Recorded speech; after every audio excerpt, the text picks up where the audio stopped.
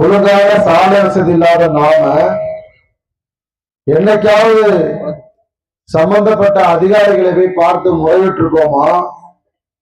அப்படியே முறையிட்டு விட்டுட்டு ஆர்ப்பாட்டம் போராட்டம் செய்திருக்கிறோமான்னு கேட்டா மனு கொடுத்திருக்கோம். கடமைக்கு நாங்களும் மனு கொடுத்தோம், எதுவுமே நடக்கல. எல்லா கிராமத்திலையும் சொல்றாங்க.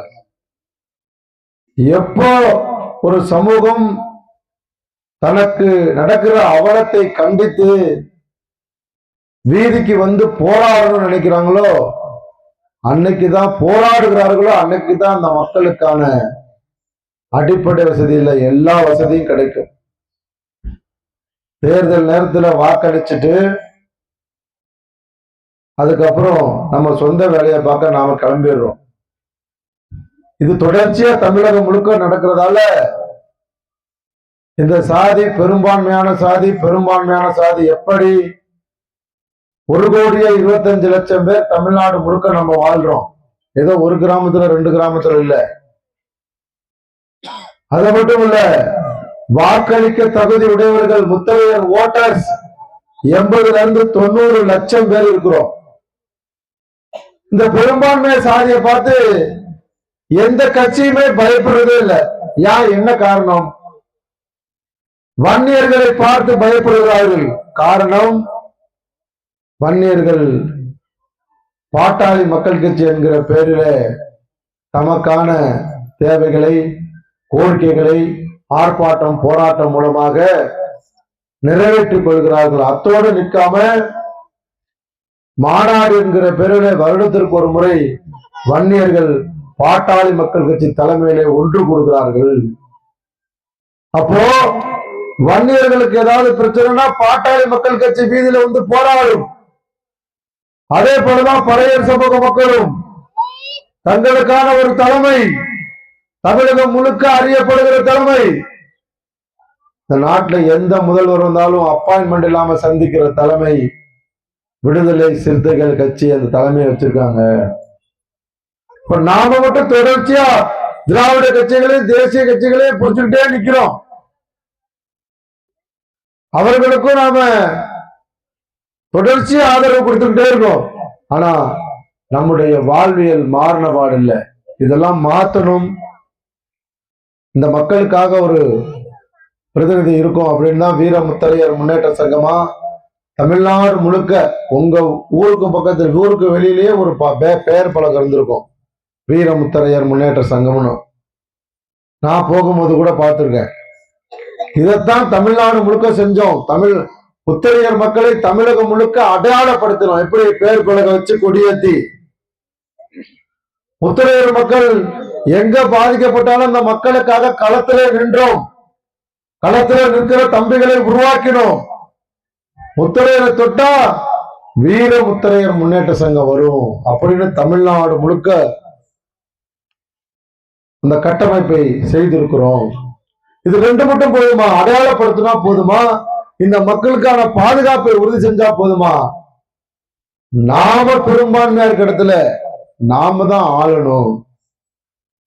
2 நாட்களுக்கு முன்னாடி நத்தம் சட்டமன்ற தொகுதிக்குள்ள போறோம். அங்க 160 கிராமங்கள் முத்தரையர் கிராமம். அந்த நம்முடைய பிரதிநிதியா திமுகவுல ஒரு வேட்பாளர், 2 கிராமத்துலதான் அந்த சாதி இருக்கு. அதிமுகவின் சார்பில் அவர் வேட்பாளர். பெரும்பான்மையான சமூகம் தானே வெற்றி பெறணும். அந்த 2 ஊருக்காரர் சார்பா நின்ன சாதி சார்பா நின்ன ஒருத்தர் அதிமுகவினுடைய சட்டமன்ற உறுப்பினர். 160 கிராமத்து சார்ந்த சமூகத்தை சார்ந்த முத்தரையர் சமூகத்தை சார்ந்த அந்த சட்டமன்ற உறுப்பினர் தோல்வி அடைகிறார். இதெல்லாம் பார்க்கிறாங்க திராவிட கட்சிகள். ஒன்னுத்துக்குள் லாய்க்கு கிடையாது. இந்த சாதி எவ்வளவு அடிச்சாலும் தாங்குவான், திருப்பி கேட்க மாட்டான். அடிச்சா அடிய வாங்கிட்டு போயிருவான், அழுவ கூட மாட்டான். அதனால இவன் பெரும்பான்மையா இருக்க இடத்துல சிறுபான்மை சமூகத்துக்கு வாய்ப்பை வழங்கு. 40ல இருந்து 50 சட்டமன்ற தொகுதியில நாம பெரும்பான்மையா இருக்கோம். ஆனா 5 சட்டமன்ற உறுப்பினரா இருக்கும் அதிமுகவிலையும் திமுகவிலையும் சேர்த்து. அவர்கள் இந்த சமூகத்தை பத்தி தெளிவா தெரிஞ்சு வச்சிருக்காங்க. இவர்கள் பெருசா எதையும் செய்ய மாட்டாங்கன்னு. இதை மாத்துறதுக்காக தான் வீர முத்தரையர் முன்னேற்ற சங்கமா, தமிழர் தேசம் கட்சியா தமிழகம் முழுக்க களமாடிக்கிட்டு இருக்கோம். அதனுடைய ஒரு பகுதியா தான் நாமளும் பெரும் கூட்டத்தை காட்டணும். வன்னியர்கள் கூட்டுவதை போல, பறையர் சமூக மக்கள் கூட்டுவதை போல, நாடார்கள் கூட்டுவதை போல, கொங்கு வேளாள கவுண்டர்கள் கூடுவதை போல இந்த முத்தரைய சமூகமும் மாநாடு என்கிற பெயரிலே பெரும் கூட்டம் கூடினாதான் திராவிட கட்சிகளும் தேசிய கட்சிகளும் இந்த சமூகத்தை மதிப்பார்கள் என்பதற்காக இந்த மாநாட்டை ஏற்பாடு செய்திருக்கிறோம். மாநாட்டுக்கு ஒரு பேர் வைத்திருக்கிறோம், முத்தரையர்களின் அரசியல் அதிகார மீட்பு மாநாடு. எத்தனை ஆண்டு காலத்துக்கு தான் நாம பெரும்பான்மையா இருக்கிற இடத்துல சிறுபான்மை சமூகத்தை கவுன்சிலர் ஆக்குறது, பஞ்சாயத்து தலைவர் ஆக்குறது, எம்எல்ஏ ஆக்குறது, எம்பி ஆக்குறது, இந்த வேலையை செய்யணும். நாம ஆகணும். இப்ப இந்த கவுன்சில்ல நம்மால் தான் பேரூராட்சி கவுன்சிலரு. இது மாதிரி எந்த கட்சியில வேணா இருக்கலாம், நம்மால் நிற்கும் போது நமக்காக நிக்கணும். அப்படியான ஒரு சூழலை ஏற்படுத்தணும்.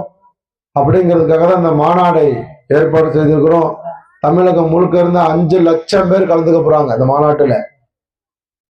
தமிழகத்தினுடைய மத்திய பகுதியாக இருக்கக்கூடிய திருச்சியில நடக்குது. நீங்கள் எல்லாம் செய்ய வேண்டியது இந்த மாநாட்டில் வந்து கலந்துக்கிட்டா போதும். இந்த மக்களுக்கான அரசியலை, நாங்கள் தான் பெரும்பான்மையான சமூகம் என்பதை, இந்த மக்களுக்கு நடக்கிற தமிழகம் முழுக்க நடக்கிற அநீதிய ரொம்ப தைரியமா பேசுறதுக்கான தம்பிகளை வச்சிருக்கேன். யாரை பார்த்தும் பயப்பட மாட்டான். பொதுக்கூட்டமா இருந்தாலும் சரி, தொகுதி மாநாடா இருந்தாலும் சரி, மாநில மாநாடா இருந்தாலும் சரி, யாரை பார்த்தும் பயப்படாம இந்த மக்கள், இந்த முத்தரையர் மக்களுக்கு ஆதரவாக களத்துல நின்று களமாடுகிற தம்பிகளை உருவாக்கி இருக்கேன். அங்க சொல்லுவோம், நீங்க ஒவ்வொருத்தரும் பேச முடியாது, ஒவ்வொரு கிராமத்துல இருக்கவங்களும் பேச முடியாது. உங்களுடைய ஒட்டுமொத்த குரலா வீர முத்தரையர் முன்னேற்ற சங்கமும் தமிழர் தேசம் கட்சியும் திருச்சியில கர்ஜிக்க போறோம். அதன் பிறகு இந்த மக்களுக்கான வாழ்வியல் மாறும், மாற்றியே தீர்வோம். அதற்கு நீங்கள் எல்லாம் திருச்சிக்கு வந்து இந்த மாநாட்டிலே கலந்து கொண்டு, நாங்கள் பெரும்பான்மையான சமூகம், எங்களுக்கான அரசியல் அதிகாரத்தை மீட்க போகிறோம் அப்படிங்கிற மிகப்பெரிய அறைகூவலை விடுக்க திருச்சிக்கு வாங்கன்னு கேட்டுட்டு, இந்த நிகழ்வை இங்க ஏற்பாடு செய்த கட்சியினுடைய பொறுப்பாளர்களுக்கும், இந்த நிகழ்வுகளை கலந்து கொண்ட தாய்மார்களுக்கும், இளைஞர்களுக்கும், கிராம பெரியோர்களுக்கும் வீர முத்தரையர் முன்னேற்ற சங்கத்தின் சார்பிலும் தமிழர் தேச கட்சி சார்பிலும் நெஞ்ச நிறைந்த நன்றியை தெரிவித்துக் கொண்டு விடைபெறுகிறேன். நன்றி, வணக்கம். அப்படியே நீங்க